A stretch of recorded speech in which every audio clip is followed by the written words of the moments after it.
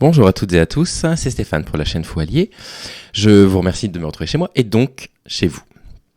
J'ai longuement hésité à parler de ça. Et puis voilà, après avoir réfléchi, après avoir discuté avec quelques personnes, je me suis dit qu'en fait ce serait vraiment une bonne idée finalement que j'en parle. Alors, de quoi cet épisode va parler et de quoi cet épisode ne va pas parler?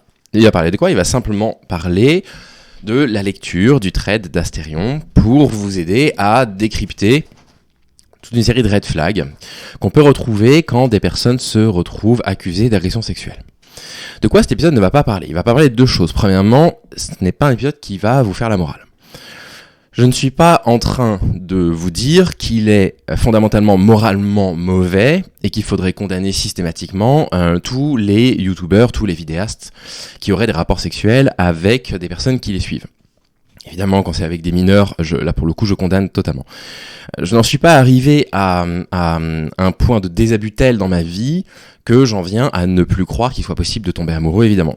Je suis pas en train de faire la morale par rapport à ça. Je suis pas en train de dire on va condamner systématiquement tous les youtubeurs qui ont des rapports sexuels avec leurs abonnés. En revanche, ce qui est important à comprendre, c'est qu'il existe des rapports de pouvoir qui s'exercent entre les individus. Et quand on est dans un rapport de pouvoir, et a fortiori quand on est un homme, et qu'on est dans un rapport de pouvoir, et du coup que notre place est asymétrique avec une femme que l'on séduit, par exemple, il faut faire extrêmement attention.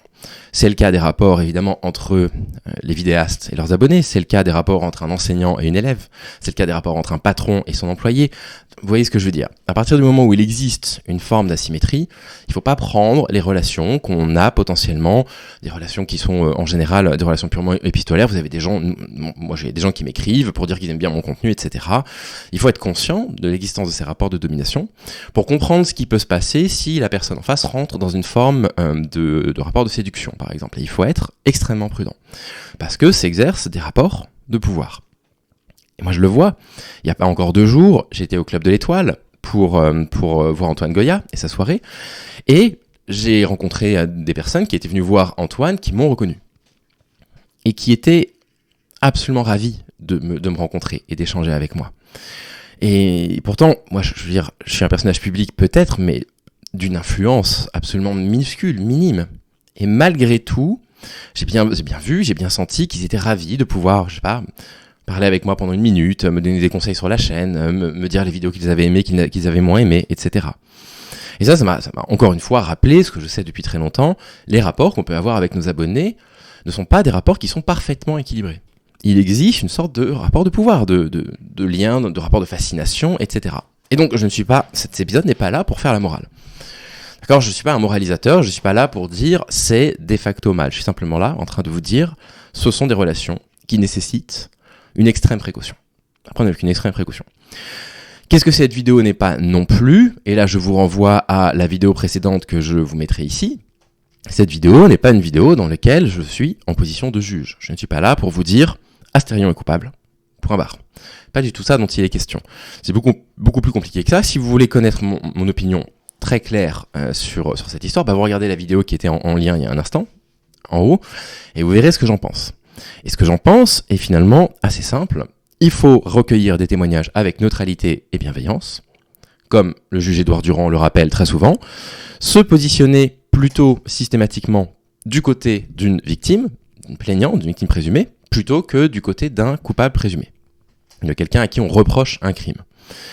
Voilà ce que ça ne va pas être. Donc dans les commentaires, calmez-vous, je ne suis pas en train de faire une vidéo qui prend la place d'un juge, qui fait de la justice à l'américaine, comme j'ai pu le lire dans les commentaires de la vidéo précédente, et qui voudrait le condamner sans preuve. Ça n'est pas ça ce dont il s'agit. En revanche, ça fait plusieurs fois déjà sur la chaîne, de nombreuses fois même, qu'on va analyser la rhétorique, le discours de défense d'un homme qui est accusé d'agression sexuelle. Et pour la énième fois, on va retrouver un certain nombre de red flags dans cette déclaration. Et c'est ça qu'on va lire et que je voudrais analyser avec vous. Éventuellement vous aider à comprendre s'il y a des points qui vous paraissent un petit peu étonnants. On me l'a beaucoup demandé, j'ai un peu refusé pendant un temps, et puis finalement, voilà, je me dis je le fais. Donc, ma réponse aux accusations de pédocriminalité. Le mot pédophilie est un mot qu'on n'utilise plus depuis un moment, parce que philie, ça vient du grec, ça veut dire amour. Et la pédocriminalité n'est absolument pas de l'amour, d'accord? Donc on utilise plutôt le terme de pédocriminalité, et on utilise le terme de pédocriminalité, pas plutôt, on doit utiliser le terme de pédocriminalité. C'est le terme qui a été choisi par la plaignante, Aileen, qui a 17 ans, donc on peut tout à fait lui excuser l'utilisation de ce mot-là. Là, il est utilisé en l'occurrence par Astérion pour susciter un petit peu l'indignation chez vous. On m'accuse d'être un pédocriminel, machin, bref. Donc on va lire un petit peu tout ça et on va retrouver des éléments de ce qu'on appelle du storytelling, on va retrouver des éléments de ce qu'on appelle la stratégie de l'agresseur. Je ne dis pas qu'Astérion est coupable, je ne dis même pas qu'il est un agresseur, je dis simplement qu'on retrouve des éléments que le collectif féministe contre le viol a appelé la stratégie de l'agresseur. On retrouve des éléments dans ce thread. Quelques points avant que je commence mes explications, ce sera l'unique fois que je parlerai de cette sale histoire et je vous demanderai de ne pas aller harceler mon accusatrice. Suite à ma réponse, on peut quand même reconnaître que le début du thread, il commence bien. Il souhaite se défendre, il a le droit de se défendre. Moi, je pense que c'est une mauvaise défense, une très mauvaise défense. Je vous ai déjà donné mon point de vue. Si vous êtes accusé de quelque chose que vous n'avez pas fait, ça arrive à tous les vidéastes, que ce soit des accusations d'agression, des accusations d'avoir plagié, des accusations, d'avoir harcelé, machin, vous répondez sur les faits. Non, c'est faux. Éventuellement, vous donnez des éléments pour dire, voilà, la preuve, ce n'est pas ça que j'ai dit, ce n'est pas ça que j'ai fait, etc. Et vous devriez vous en rester là, mais c'est pas ce qui va se passer. Pour commencer, c'est un véritable soulagement de pouvoir vous en parler, car depuis 10 jours, mes nuits sont agitées à cause de cette histoire. Donc là, il y a déjà une sorte de renversement du stigmate, où Astérion dit « c'est moi la victime ». On pourrait me dire, et c'est tout à fait juste, oui, mais s'il est accusé à tort, c'est quand même très dur à vivre, tu m'étonnes qu'il ait du mal à dormir. C'est vrai. N'empêche que c'est assez compliqué de lire « je vous demande de ne pas aller harceler mon accusatrice », pour lire par la suite... Je vais vous expliquer pourquoi finalement c'est moi la victime là-dedans, parce que Astérion, il a quand même des gens qui le suivent, beaucoup. Sur Twitter, il a quasiment 34 000 abonnés, comme vous pouvez le constater. Donc, si vous voulez, il y a des personnes qui vont lire ça et qui vont se prendre d'indignation et qui vont se prendre d'empathie et qui, du coup, de facto, vont choisir le camp d'Astérion en lisant ça. J'ai toujours été fort mentalement, mais depuis ces fausses accusations, mon mental s'était assombri, je commençais à penser à de très mauvaises choses. Donc là, il y a ce qu'on appelle une forme de storytelling, c'est-à-dire qu'en fait, avant de raconter son histoire, il va essayer de raconter une autre histoire qui va être centrée sur lui, pour créer de l'empathie chez nous, à son encontre à lui, pas à l'encontre de la plaignante. Je ne voulais pas parler de cette histoire publiquement, mais là, je n'ai plus le choix. Si, tout à fait le choix. On peut penser que je n'en avais rien à faire de ça, mais c'était totalement faux. Je ne voulais pas le montrer, car mon but premier sur Internet est de vous donner le sourire et de pas vous déprimer. Poursuite du storytelling, ici. Je vous aime, je tiens à vous, je veux vous donner le sourire, pour renforcer du coup cette sensation d'adhésion que les fans d'Astérion vont avoir à son encontre. La conséquence directe de ça, c'est d'affaiblir le poids du témoignage d'Aileen. La section de commentaires a été volontairement enlevée. Si vous désirez débattre de cette histoire, ne le faites pas sur mon Twitter, c'est un petit peu dommage. J'avais rencontré cette personne pour la première fois à la Japan Touch de Lyon cette année et elle était ravie de me voir. Oui. Et oui, non mais naturellement. Et commencer par là, en fait, ne va absolument pas diminuer le témoignage d'Aileen. Oui, si elle te suivait sur les réseaux, bien sûr qu'elle était ravie de te voir. Je m'en suis aperçu récemment au Club de l'Étoile, les gens sont contents de voir les youtubeurs qu'ils apprécient, les vidéastes qu'ils apprécient. Et en fait, ça n'a pas grand-chose à faire ici. C'est plutôt logique. Elle m'avait fait un petit cadeau tout mignon, par la suite elle m'a contacté sur Instagram, on a discuté un peu, après qu'elle m'avait dit qu'elle avait 19 ans. Bref. Je vais juste me remettre en plein écran, parce qu'il diffuse des échanges entre lui et Aileen sur Instagram. Je ne souhaite pas vous les montrer, ces échanges ne nous regardent pas. Voilà. C'est de l'ordre de la conversation privée. Un peu plus tard, on se retrouve dans un festival de musique où on a discuté pendant un bon moment ensemble. Le feeling s'est installé rapidement par nos centres d'intérêt communs. Et c'est un peu le début d'une grande incohérence de ce récit, où il va expliquer qu'il était super bien avec elle, qu'il l'adorait, qu'ils avaient plein de points communs, pour expliquer qu'en fait, non, c'était juste un truc avec des préliminaires comme ça pour se faire plaisir. Pour montrer mon côté gentleman, après avoir vu son gobelet de bière presque vide, j'ai souhaité lui en offrir une petite. Et là, on se demande ce que ça vient faire là. C'est encore du storytelling. Ça a pour objectif de créer de l'empathie envers lui. C'est lui qui est accusé actuellement. Donc c'est Aileen qui pourrait être en mesure de faire un trade en disant « c'est moi qui suis détruite, c'est moi qui me sens mal, c'est moi qui dors mal ». Vous voyez ce que je veux dire ? C'est du storytelling, ça n'a rien à faire là, ça ne donne aucune information sur le témoignage d'Aileen. Notez qu'à ce moment-là, elle m'avait dit qu'elle avait 19 ans, sinon jamais je lui aurais offert d'alcool. Ouais, bon. Malheureusement, son ami ne voulait pas que l'on discute ensemble et on s'était perdu de vue. On ne sait pas plus, on ne sait pas si c'était pour la protéger ou quoi. Pas un regard ni un mot de sa part, j'ai préféré ne pas m'interposer. Voir screen, non, on n'ira pas voir les screens, c'est de la conversation privée, c'est très impudique de partager ça, ça me rappelle ce que Léo Grasset avait fait dans sa vidéo pour se défendre, qui finalement l'avait mis dans une sauce intersidérale parce que Mediapart était retourné mettre une couche et puis aujourd'hui on apprend qu'il y a plusieurs accusations, plusieurs plaintes maintenant contre Léo Grasset. Sauf qu'elle voulait absolument me revoir, donc on s'est revus et on s'est mis à s'embrasser timidement. Et là, On comprend en fait qu'Astérion ne comprend pas ce que c'est qu'un rapport. Un rapport de force entre deux personnes. Un rapport de force, pas dans le sens de violence, dans le sens purement sociologique du terme. Il est dans une position qui est une position de domination. Avec une personne qui est dans une position dominante et une personne qui est dans une position dominée. Parce que c'est lui qui vient susciter de l'admiration. C'est lui qui vient créer de l'admiration. Et probablement que si Astérion n'avait jamais produit de contenu sur Internet, il n'y aurait jamais eu ces relations avec Aileen. De la même façon que si je n'avais jamais créé de contenu sur Internet, je serais allé au Club de l'Étoile voir Antoine Goya, et personne ne serait venu me voir en me disant « Ah, vous êtes le fou allié, ça me fait plaisir, j'aimerais pouvoir échanger avec vous, etc. » Et c'est ça qu'il faut garder en tête, qu'Astérion n'a pas du tout en tête. Et c'est aussi pour ça que je continue à travailler sur la chaîne, à parler de ces rapports de force. Avant de partir, je lui demande si elle voulait qu'on se revoie une dernière fois. Elle accepte, voir screen, on n'ira pas voir. Et là, elle s'est mise à m'embrasser d'une façon très fougueuse. Mais qu'est-ce qu'elle est en train de raconter ? Comme elle n'habitait pas trop loin de chez moi, je lui avais demandé si elle voulait aller un peu plus loin la prochaine fois qu'on se verrait. Elle m'avait répondu oui. Après ça, j'étais si content d'avoir rendu heureuse une abonnée qui m'appréciait. Oui, en l'embrassant. Écoute, on redescend sur terre. Ça me rappelle une histoire. Je vais pas nommer la personne. Professeur d'histoire, qui avait sorti un ouvrage qui avait un peu fait date à la gauche. Et du coup, il s'était retrouvé dans les sphères de LFI, etc. Et puis, on avait appris qu'il y avait des problèmes de comportement entre lui et 25, 30, 40 de ses étudiantes à la faculté, qui avaient toutes entre 18 et 20 ans. Et finalement, sa défense, c'était de dire, oui, mais en fait, elles étaient consentantes, j'ai jamais forcé personne, j'ai jamais eu... je suis pas accusé d'avoir agressé sexuellement une personne. Évidemment, c'est pas ça en fait le souci. Le souci en fait, c'est de se dire qu'est-ce qui se passe dans cette relation entre ce professeur à l'université qui a presque une quarantaine d'années, un petit peu moins, il va avoir 32-33 ans à l'époque des faits. Qu'est-ce qui se passe ? Quel rapport, du coup, il va entretenir avec ses étudiantes pour faire que, en fait, il y en ait 30, 40 qui se retrouvent complètement fascinés par lui. On n'est pas en train de parler d'un professeur d'université qui est tombé amoureux d'une de ses étudiantes et ils ont vécu une jolie histoire. On n'est pas en train de parler de ça. On est en train de parler d'un truc qui a été systémique. C'est pour ça que je dis, je ne fais pas la morale. Je ne suis pas en train de dire qu'il n'est jamais possible qu'un prof d'université sorte avec une de ses élèves. C'est pas ce que je dis. Moi, je pense que c'est éthiquement douteux, évidemment. Mais si vous voulez, je peux tout à fait entendre que ce genre de choses puisse arriver. Je peux comprendre qu'un patron tombe amoureux d'une de ses employées ou qu'une patronne tombe amoureuse d'un de ses employés. Évidemment, enfin, vous comprenez ce que je veux dire. Je peux comprendre ce genre de choses. C'est pas ça ce que je suis en train d'expliquer. Mais il y a eu un truc un petit peu systémique qui fait que... Et là, Astérion, en fait, est en train de prétendre, avec le message qu'il poste, que ce qu'on lui reproche, c'est d'avoir eu un rapport avec une de ses abonnées. Et ça, c'est malhonnête. Parce que c'est pas ça qui est reproché. Ce qui est reproché, c'est d'avoir imposé une fellation à une mineure. Il ne le savait peut-être pas. Peu importe, on verra que c'est un petit peu plus compliqué que ça dans un instant. Après que cette dernière décrit avoir bu et ne pas être en pleine possession de ses moyens.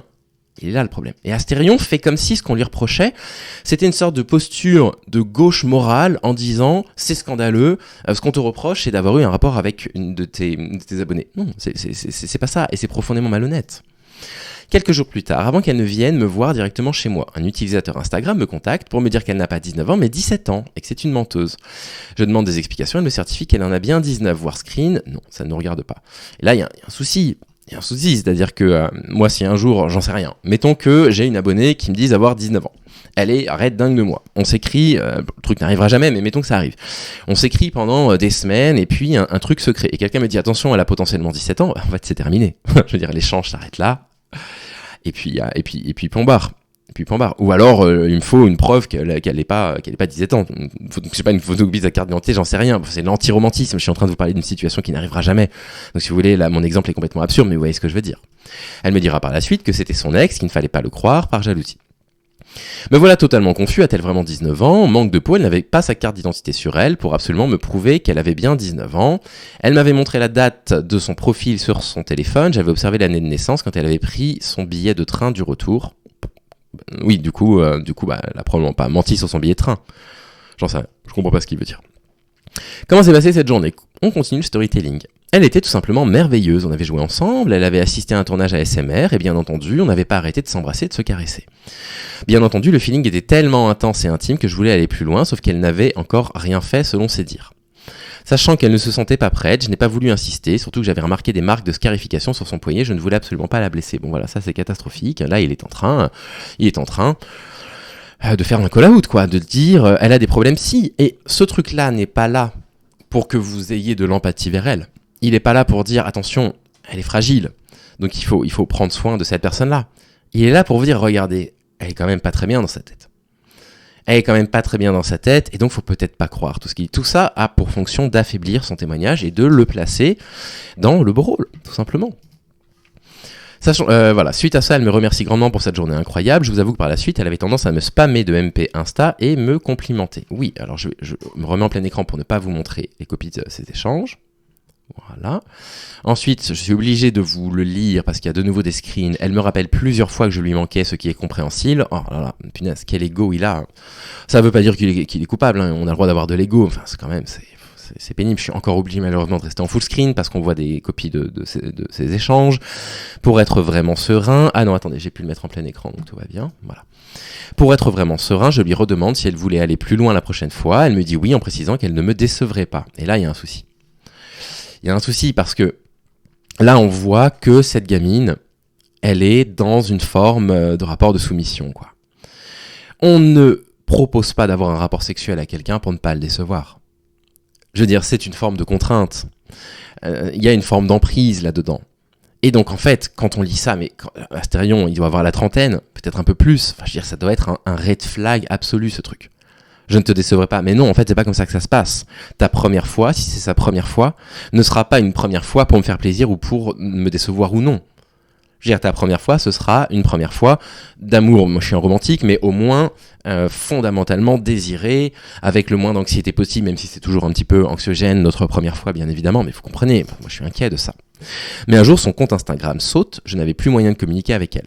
Sachant qu'elle était en vacances en Turquie à ce moment-là, et que je lui manquais, j'avais peur de son désespoir, déjà qu'elle n'avait pas la vie facile. Non mais attends, on va redescendre sur Terre, vous vous rendez compte? Il se fait passer pour le héros. J'avais peur de son désespoir. C'est une relation épistolaire que tu entretiens, tu as vu la personne, vous vous êtes embrassé, caressé selon tes dires, peu importe, c'est très impudique, je trouve, d'en parler, mais peu importe. Peur de son désespoir, elle va s'en remettre. Hein. Sans crier gare, je reçois en recommandation son nouveau compte Instagram. Je me suis empressé de la recontacter pour prendre des nouvelles. Il y a un truc incohérent là en fait. Elle peut te recontacter si elle le souhaite. Vous comprenez, ce storytelling, il est étrange quoi. C'est lui qui la recontacte, mais si elle recrée un compte Instagram, elle va te recontacter si elle en a envie. C'est pour ça que moi je vois quand même des marques d'emprise dans ces propos-là. Rebelote, elle se fait de nouveau ban et j'ai son nouveau compte en recommandation. Et ça n'a pas trop d'intérêt. Elle se fait de nouveau ban. Ça va juste créer de la curiosité mal placée chez ses abonnés, à se dire mais pourquoi? Attends, elle est mal dans sa tête, elle se scarifie, elle dit pédocriminalité alors qu'elle avait 17 ans et que la pédocriminalité c'est avant 15 ans, alors spoiler alerte, c'est beaucoup plus compliqué que ça, mais on pourra en reparler un jour si vous le souhaitez, elle se fait ban de compte Instagram, ça n'a pas de sens, il ne répond pas aux faits. Il ne fait que raconter une histoire, il ne répond pas aux faits. Cette fois-ci, je lui propose de revenir chez moi, elle accepte, et ça c'est un problème. Un problème, avec tout ce que tu sais d'elle. Tu sais qu'elle est fragile. Tu sais qu'elle a potentiellement 17 ans, tu n'as pas pu avoir la preuve qu'elle est majeure. Tu sens ce truc d'emprise où elle te dit « je veux pas te décevoir », tu sais très bien ce qui va se passer quand tu vas la faire revenir chez elle. Tu sais très bien que l'emprise a fonctionné quand tu vas la faire revenir chez toi. Je voulais absolument que tout se passe aussi bien que la fois précédente. Pour ce faire, j'avais besoin d'un petit cadeau qui lui ferait grand plaisir. Regardez, il se repositionne du côté, du bon côté, il se redonne le beau rôle. J'ai pensé à des petites bières comme la fois où je lui en avais offert au festival. Elle était contente de cette petite attention. Et ça moi, ça me plaît pas du tout. Ça me plaît absolument pas. Déjà parce que ça confirme la version d'Aileen, qui dit qu'effectivement, ce soir-là, elle avait l'impression de pas être elle-même parce qu'elle avait bu, etc. Il précise des petites bières, sous-entendant qu'elle a pas pu être dans un état second. C'est des petites bières, ça va. Et puis, voilà, je sais pas, hein, ça confirme la version d'Aileen, en fait, Astérion. Sur le fait que tu l'aies fait boire. Et ça, c'est un aveu. Et je tiens quand même à vous rappeler d'une chose qui est assez importante. Certaines personnes l'oublient ou ne le savent pas. L'alcool est une circonstance aggravante du crime de viol ou d'agression sexuelle. Je suis pas en train de dire qu'il y a eu crime de viol ou d'agression sexuelle. Je vous donne un fait. L'alcool est une circonstance aggravante, que ce soit l'agresseur qui est consommé ou l'agresseur qui est fait consommer la victime. C'est une circonstance aggravante. Et donc là, on a une circonstance aggravante de l'histoire. Mais cette deuxième journée à mon domicile va révéler son secret le plus noir.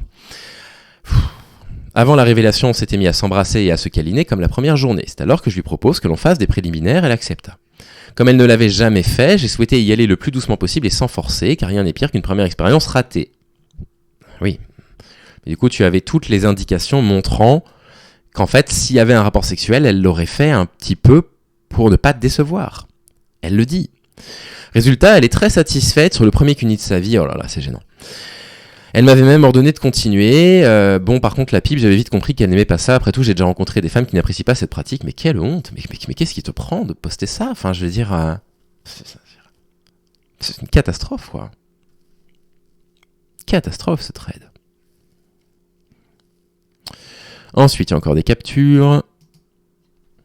Et c'est alors que vient le drame. Après notre toute petite galipette, vous voyez comme il use de litote en permanence, il utilise des adjectifs amélioratifs, moi j'ai oublié, pour diminuer l'intensité des choses, une bien petite galipette, bref, qui n'est restée qu'au préliminaire. Alors préliminaire, ça veut pas dire grand chose, non, c'est clairement du sexe. Enfin, je veux dire, s'il y a eu début de fellation et qu'il y a eu cunilingus, c'est du sexe, c'est pas que des préliminaires.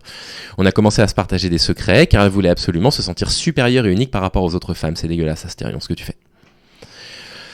Peut-être qu'elle voulait te confier des secrets parce qu'elle s'est sentie vulnérable à ce moment-là. Peut-être qu'elle voulait te confier des secrets parce qu'elle t'a fait confiance. Et là, voilà, là, vous voyez, il dépeint un personnage qui est... Moi, franchement, c'est du niveau pour moi de la défense de Juan Branco, je trouve. C'est du niveau de la défense de Juan Branco sans le leak de photos coquines de la plaignante. On peut très bien avoir des centres d'intérêt douteux. Mais les siens étaient particulièrement immondes. Je ne vais vous révéler que le plus intéressant. Cette personne prend un malin plaisir à détruire les gens sur Internet de par sa toxicité. À partir de ce moment-là, je savais que je m'étais foutu dans une sacrée merde. Pourquoi ? Car au moins de pet de travers, elle allait me la mettre à l'envers, quelque chose qui est arrivé le mois suivant avec son trait Twitter diffamatoire. Vous vous rendez compte ? C'est-à-dire qu'en fait, elle vous dit « Je vais vous révéler des secrets douteux ». Elle en a pas mal, hein. Je vais vous en donner qu'un seul. En fait, c'est lamentable de dire ça. C'est simplement écrit pour lui nuire, pour affaiblir son témoignage. Et on a beaucoup de mal à croire à Astérion qu'elle te dise « Mon grand kiff dans la vie, c'est de détruire les gens sur Internet par ma toxicité. » Je serai chez McFly et Carlito, je dirais que cette anecdote est fausse. Un jour ou l'autre, j'allais découvrir le poteau rose concernant son véritable âge. Comme elle était à fond sur moi et qu'elle ne voulait pas que je la dégage de ma vie, elle a préféré me détruire en racontant de la merde. Je suis juste déçu et en colère quand j'apprends son âge à travers son trait Twitter. À travers ce dernier, mon image s'est retrouvée complètement salie alors qu'elle m'avait toujours certifié qu'elle était adulte. Et là, il y a un problème encore. Ce qui t'est reproché, c'est pas uniquement de t'être fait duper par l'âge d'une de tes abonnées. Accordons, on va t'accorder le bénéfice du doute, voilà. On t'accorde le bénéfice du doute, tu ne savais pas, machin. On t'a dit que elle avait 17 ans, t'as voulu croire qu'elle avait 19 ans, moi je pense que c'est grave, on t'a prévenu qu'elle était mineure, mais accordons, on va t'accorder le bénéfice du doute. Ok. Ce qui t'est reproché, c'est pas ça. Ce qui t'est reproché, c'est imposer une fellation à une personne qui a bu de l'alcool, qui n'en avait pas réellement envie. Et tu avais les indications qu'elle n'en avait pas envie par rapport au message que tu as toi-même posté. Pour moi, ce trade est un contre son camp énorme, Astérion, un vrai contre son camp. Je ne comprends pas ce qui t'est passé par la tête pour avoir écrit ce genre de choses. Et évidemment, maintenant qu'on sait qu'elle avait 17 ans et qu'on est au courant que tu as eu des doutes sur son âge, bah ça aussi t'est reproché aujourd'hui. Mais c'est pas que ça, c'est pas qu'une question d'âge, c'est aussi une question du rapport de domination qu'il y a eu entre elle et toi. En plus, j'ai honte de ma propre existence pour avoir fait des préliminaires à une mineure m'ayant menti sur son âge, sachant que je me suis juré de ne jamais toucher à une personne non adulte. Bravo, félicitations. Alors ça, vous voyez, c'est une ligne morale qui est vraiment rare. Hein. Écoute, Astérion. Mais alors, pourquoi avoir mis autant de temps pour vous sortir ces explications ? De base, je voulais passer par la case justice pour régler cette affaire. C'est un grand classique, l'attaque en diffamation quand il y a une accusation d'agression sexuelle ou de viol. Mais au vu de la lenteur de la justice dans ce genre d'affaires et du torrent de menaces que je me prenais depuis plusieurs jours, impossible pour moi de tenir mentalement pendant des mois, voire des années. De la diffamation, j'en vis sur Internet. Pas du tout de cet ordre-là, bien évidemment. Moi, je me pose pas la question de la lenteur de la justice. Je sais que ce qu'on dit sur moi est profondément diffamant. Et donc, je veux les traîner toutes les deux devant la justice pour les forcer devant le juge à dire ouais, en fait, effectivement, ce qu'on a, c'est pas super, quoi. On a juste des femmes qui ont fait confiance au fou allié quand il était transphobe, parce qu'elles étaient elles-mêmes transphobes, avec qui ils ont eu des échanges, elles se sentent trahies. Il connaît leur prénom, leur nom de famille, parfois leur adresse, donc ça leur fait un peu peur. On n'a rien de plus que ça. Bah oui, j'ai milité avec des personnes, on a été proches, on s'est écrit, on s'est parfois envoyé des courriers. Je connais effectivement de fait l'adresse de certaines personnes avec qui j'ai milité, parce que parfois même on s'est invités les uns chez les autres. On s'est rarement rencontrés, mais c'est arrivé quelques fois. Bon, bah oui, voilà, c'est un fait. Et bah puisque ça est utilisé pour me diffamer sur Internet et que je sais que c'est ça, je vais devant la justice, parce que je sais que c'est faux. Je n'ai absolument rien à craindre.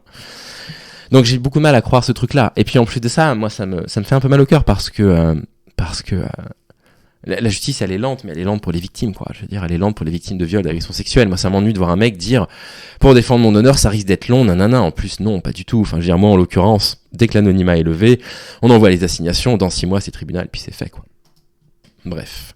Vous n'imaginez pas la quantité dramatique d'insultes et de menaces que je me suis pris ces derniers jours. Sale pédo, on va te retrouver, on va te... suicide-toi, disparaître d'internet, je sais pas quoi. Ce sont des propos qui sont lamentables et que je défends pas, bien évidemment. Sachant que j'aime toujours me déplacer en convention pour vous rencontrer, c'est carrément ma sécurité qui était en danger. Bien sûr, je peux déposer des plaintes pour menaces, mais pour en avoir déjà fait, très peu se concrétise, ce qui n'empêche pas de garder de côté tout ce que j'ai reçu en menace depuis le début de cette affaire. J'ai du mal à y croire. Évidemment que tu portes plainte. Enfin, je veux dire, ça coûte rien d'aller porter plainte. Ça coûte pas un centime. Tu vas avec les captures, tu portes plainte. Parfois, c'est judiciarisé, hein, figure-toi, puisque moi, en l'occurrence, mon truc est judiciarisé depuis la première plainte. Et puis, parfois, c'est pas judiciarisé, mais si le nom revient 2 mois après, ce sera judiciarisé. Comme si ça ne suffisait pas, certains ont partagé mes données privées, j'ai reçu des appels téléphoniques bizarres, c'est lamentable de faire ça, bien évidemment. Vous savez très bien ce que j'en pense. Également, des abonnés me soutenant dans cette histoire se sont fait contacter par des faux policiers dans les buts de les faire taire. Évidemment que la police ne va pas contacter des randoms sur Twitter, mais c'est grave d'en arriver là. Je me rends compte que la haine donne des idées chez certaines personnes, j'imagine, mal intentionnées. Il reste 2 tweets. Les conséquences, cette histoire m'a rendu encore plus parano avec les personnes que je rencontre. Je me rends compte que malgré ma prudence, je me fais quand même avoir comme un bleu. Incroyable, il dit que c'est lui qui s'est fait avoir là. Hein.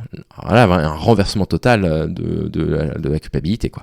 Potentiel, en tout cas présumé. J'ai maintenant peur de parler avec des femmes suite à ça. Étant victime de mensonges et de manipulations, j'assiste avec désespoir la facilité pour des mauvaises femmes de détruire des hommes comme bon leur semble. Tu as des messages qui t'indiquent qu'en fait, si elle a un rapport sexuel avec toi, c'est pour ne pas te décevoir. Tu admets qu'effectivement, tu l'as fait boire avant ça.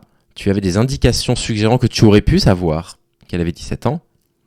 Et tu es en train d'expliquer que les femmes veulent te détruire et que du coup tu as peur. Mais en fait, nous, on te reproche pas d'avoir des rapports avec des femmes, Astérion. On te reproche littéralement ce que Aileen a décrit. C'est ça qui est reproché. Mon image se retrouve complètement salie. Une multitude de personnes et de youtubeurs se retrouvent à boire goulûment et sans recul la mythomanie d'une toxique. Il va me falloir du temps pour reprendre confiance aux autres. Mesdames, ne soyez pas étonnées si vous me voyez coincé devant vous. Oh, le pauvre chouchou. Bien sûr, j'ai ma part de responsabilité dans cette affaire. Mais il était temps. Je n'aurais pas dû faire confiance à quelqu'un. Et voilà, vous voyez, ça c'est vraiment le fameux quels sont vos défauts à un entretien d'embauche. Je suis trop perfectionniste. J'ai tendance à trop faire confiance à quelqu'un. Il précise ensuite, ça a été bête de ma part d'inviter cette personne chez moi. J'aurais dû être plus vigilant sur le fait qu'elle ne voulait pas me montrer sa carte d'identité. Ouais, bref. Imaginez ma détresse à la vue de ce trade, le regard des autres, la peur de se faire démonétiser, de ne plus pouvoir vivre de ce que j'ai toujours aimé faire, la honte pour la famille. Mais il y a un moment donné, et je suis en plein dedans en ce moment. D'ailleurs, on devrait pouvoir en parler mardi ou mercredi. Ouvertement, j'ai hâte de pouvoir vous en parler. Il y a un moment donné où en fait tout le monde se comporte comme ça sur internet apparemment. Et ben en fait on saisit la justice quoi. On saisit la justice, va y avoir des condamnations là en l'occurrence qui pourraient être absolument exemplaires. Et puis bah écoutez, vous allez apprendre à vous comporter correctement. Parce que si vous n'êtes pas capable de gérer des relations entre vous et vos abonnés femmes, et ben la justice va vous apprendre à le faire. Qu'est-ce que je te dis. Je remercie à mon frère jumeau qui par son soutien éternel me permet de pas me foutre en l'air. Là, encore du storytelling pour lui dire que c'est lui la victime. J'ai un message à faire passer à mon accusatrice. Libre à toi de porter plainte en se basant sur tes mensonges. Mais tu sais très bien que tu seras perdante car tu m'accuses accusé à tort de pédocriminalité en plus de tous les messages contradictoires.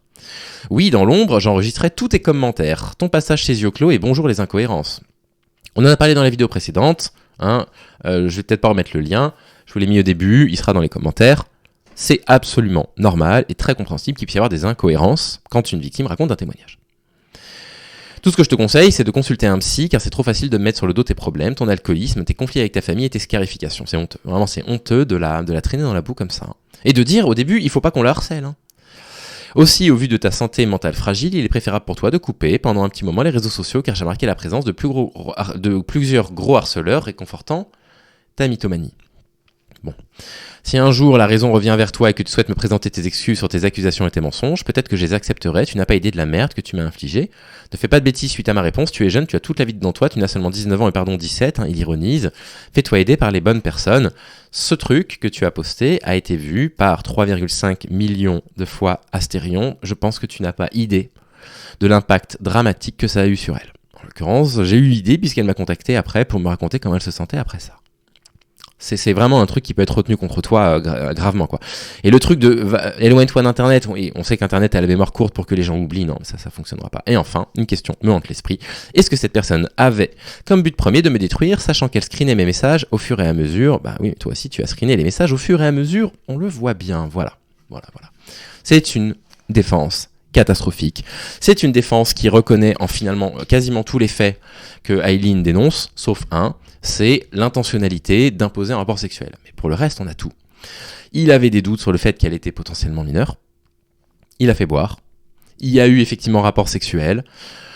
Bon, Astérion, ce qui t'est reproché n'est pas d'avoir des rapports avec tes abonnés, je ne veux plus me mettre dans une posture moralisatrice, ok ? Ce qui t'est reproché, c'est la façon dont tu as géré ce rapport de pouvoir, de domination avec une abonnée, qui t'amène probablement un jour devant un tribunal, je pense qu'elle finira par porter plainte.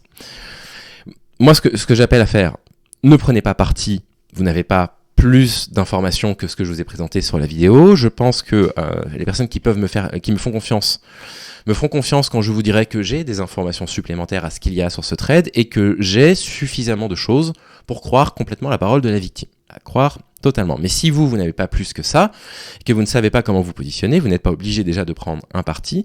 Mais ce que je vous recommande, c'est de facto de croire la parole d'une victime, présumée d'une plaignante, plutôt que de croire la parole de facto d'un homme qui est accusé d'un crime, parce que c'est un crime.